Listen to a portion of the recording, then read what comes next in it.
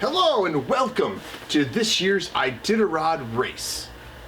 I'm Musher Strauss and I'm going to be participating in this year's Iditarod, the greatest race left in the United States.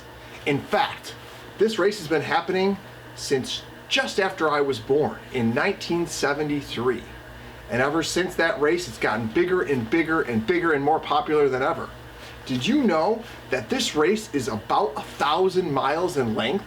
And it can take up to 2 weeks to finish. But it's actually about twice as fast as it used to be when it first started.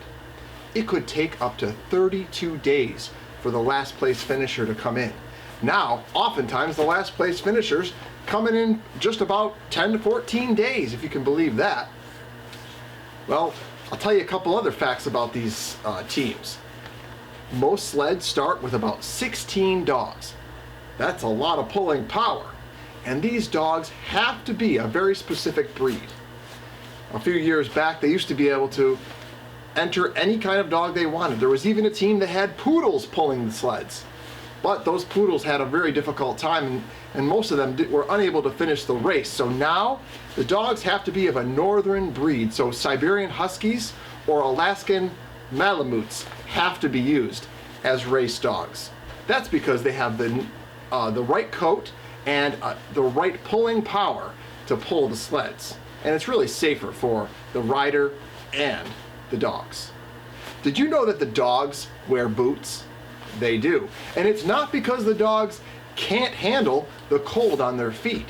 No, the snow and ice can become very sharp on their paws and can cause injury. So they wear boots on their feet so that they do not get cuts and scrapes and injuries that can prevent them from completing the race and being part of the team. What do the dogs eat during the Iditarod? Well, let me tell you, they eat like kings. They have to have 10,000 to 20,000 calories per day. That's a lot of food. That's about the same amount that 10 men would have in a regular day. Can you believe that? That's because they run so hard and so fast, they need to replace all that energy they used up. The food they eat is actually carried on the sled by the mushers, and it's also in checkpoints that they stop at every few days along the race course.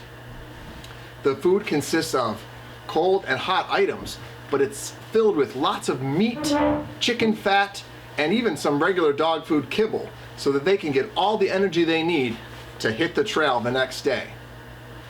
Did you know that sometimes they have to move the start of the race to a different location?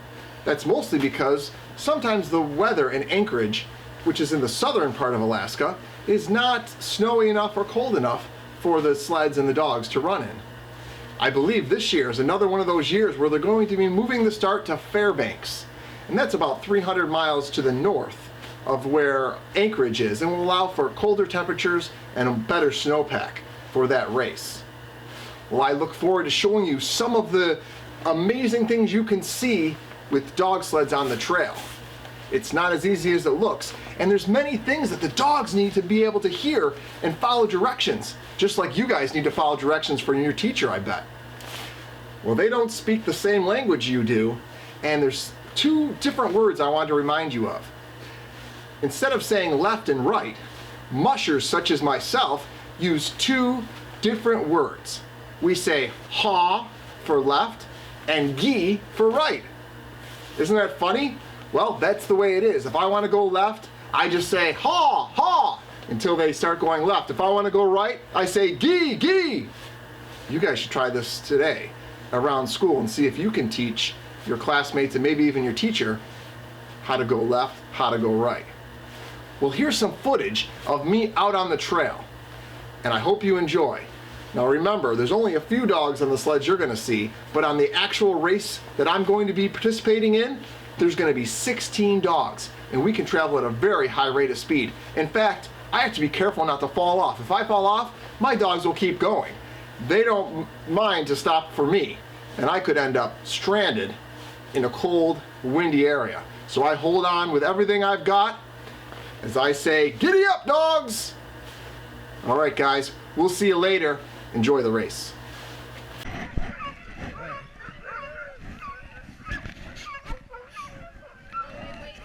Well, you can tell the dogs are extremely excited. They're ready to get going for the race, and so is my passenger. Now, normally in Iditarod, there are no passengers, just the musher and lots of supplies.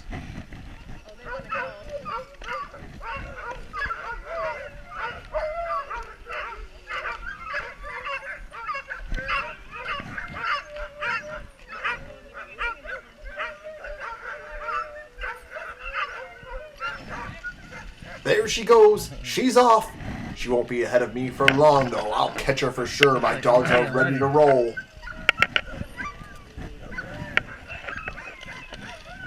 Oh, man. Come on, Jimmy. You forgot the sled line. Oh, here we go.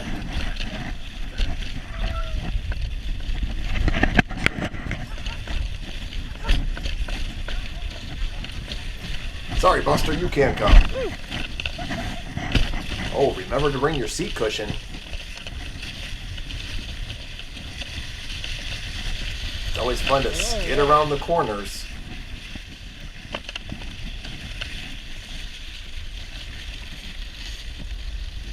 As the terrain changes, you have to make sure to always pay attention to what is ahead and to your sides. You don't want to dump a sled in the snow.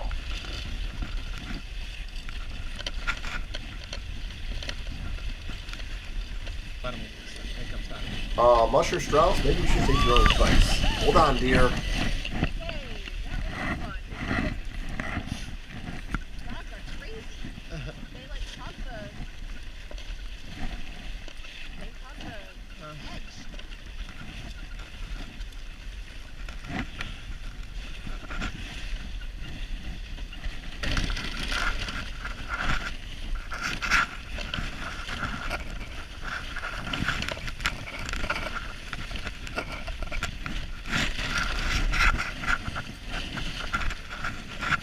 Sometimes being on the trail can be like riding a roller coaster. Up and down we go.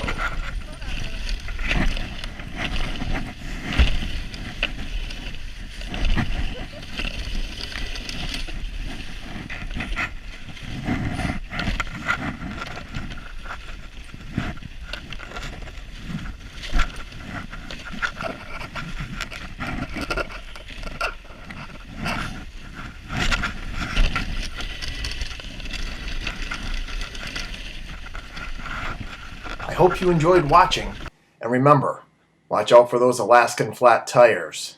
They're a real bear to repair.